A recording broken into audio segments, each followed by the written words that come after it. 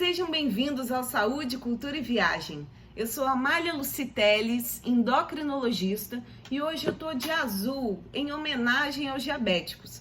Essa é a cor escolhida pela Sociedade Brasileira de Diabetes para lembrar e falar sobre a doença. Inclusive, eu sou membro dessa sociedade, eu estou desenvolvendo um mestrado na área de diabetes, então eu gosto muito de estudar o assunto. Atualmente, nós temos 16 milhões de brasileiros diabéticos no Brasil. E com a sua ajuda, esse vídeo vai chegar a todos eles e essas informações valiosas também chegarão. Ou então compartilhe, comenta, fala sobre o que você viu aqui, tá? Se você viu meu último vídeo, você sabe que o 10º fato que eu comentei é que os diabéticos têm um risco maior de desenvolver doença grave relacionada ao coronavírus. Mas caso você não tenha visto, tá aqui no canal o vídeo disponível e eu convido você também para se inscrever, ativa o sininho para você receber sempre atualizações, tá?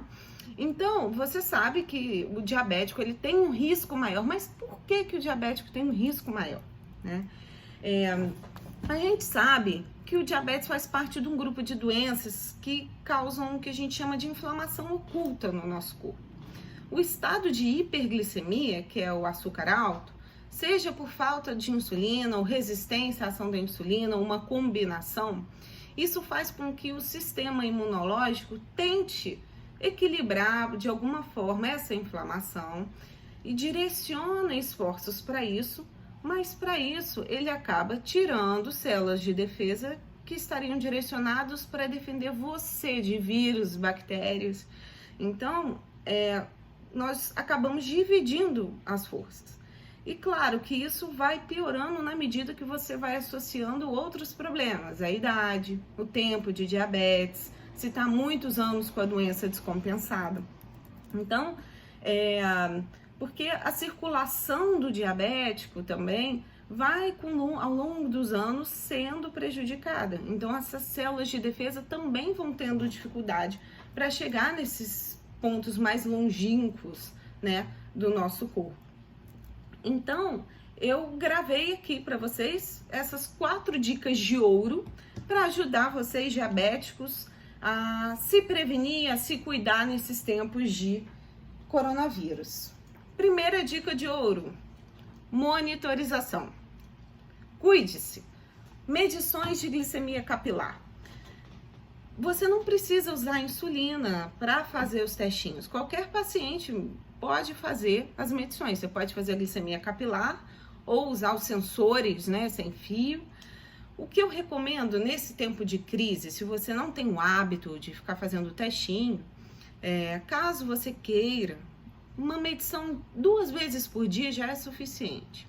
Mas o mais importante é você não fazer sempre no mesmo horário. É importante nós entendermos como a glicose está flutuando ao longo do dia. Então, eu falo para os meus pacientes assim: escolhe uma refeição por dia. Um dia se faz antes e 2 horas depois do café. No outro dia, antes e 2 horas depois do almoço. E no outro dia, antes e 2 horas após o jantar. A meta de bom controle glicêmico, para você que não tem muitas comorbidades, nunca infartou, é relativamente jovem, é em torno de 100 para antes das refeições e em torno de 140, 160, 2 horas depois. Mas se você já é mais idoso, já infartou, ou tem outras doenças, asma, DPOC, enfim, a meta para você é antes das refeições em torno de 120 e 2 horas depois, entre 160 até 180 é aceitável. Se ficar 3 dias descontrolado, isso pode ser um sinal que você precisa ajustar a sua medicação. Então, marca aí uma consulta com o seu médico, tá? Segunda dica de ouro: vacine-se para outras doenças respiratórias, né? Além de se proteger, você evita pegar alguma doença séria que precise de internação hospitalar, né? E nós sabemos que existe uma previsão de sobrecarga do sistema de saúde, então você não vai querer precisar do sistema de saúde agora no momento de crise, né? E outros vírus ameaçam o diabetes, não é só o coronavírus.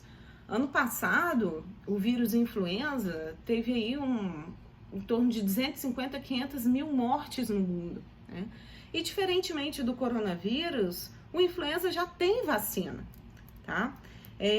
As vacinas que o diabético pode fazer, né, deve fazer, são a influenza anualmente, a pneumocócica, 1 ou 2 doses, a meningocócica e a vacina do sarampo. Inclusive, está tendo, né, campanha para vacinação do sarampo. Tem outras vacinas também, mas eu citei essas 4 que são mais relacionadas a doenças respiratórias, que é o foco aqui da nossa conversa.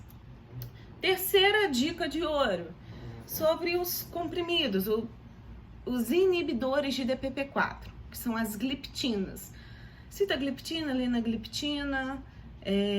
Se você também viu meu vídeo dos 10 fatos, eu comento que o vírus ele usa o receptor do DPP-4 para entrar na célula e começar a causar doença.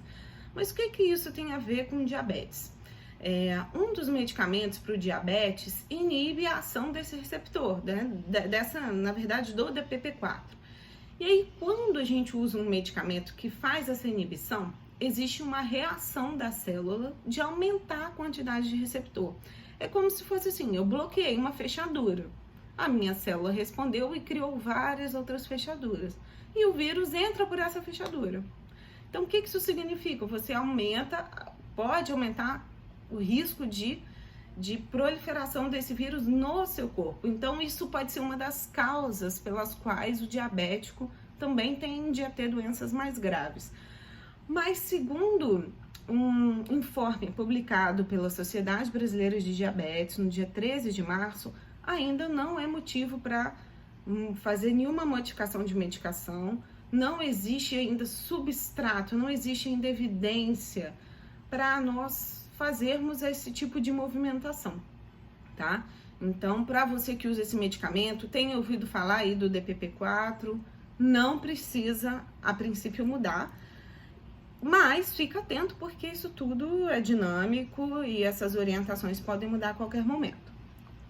Quarta dica de ouro, sobre o tratamento em relação ao coronavírus e a prevenção, né?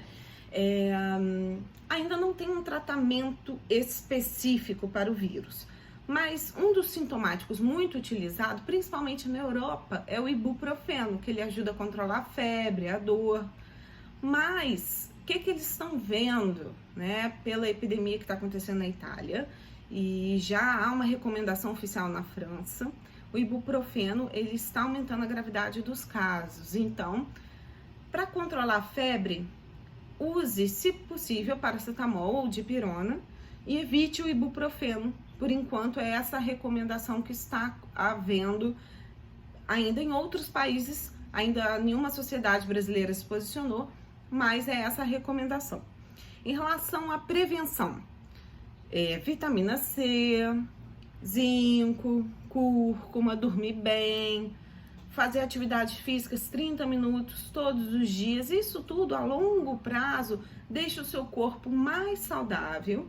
E caso você tenha contato com o vírus, a tendência de você ter uma doença grave é menor. Lembra que eu falei da inflamação oculta? Quando nós usamos alimentos pesados, álcool, dormimos mal, isso também gera inflamação. E é isso que a gente tem que evitar, tá bom? Espero que você tenha curtido, você tenha chegado até o final. Curta, compartilhe, comente aqui embaixo, tá bom? Até a próxima!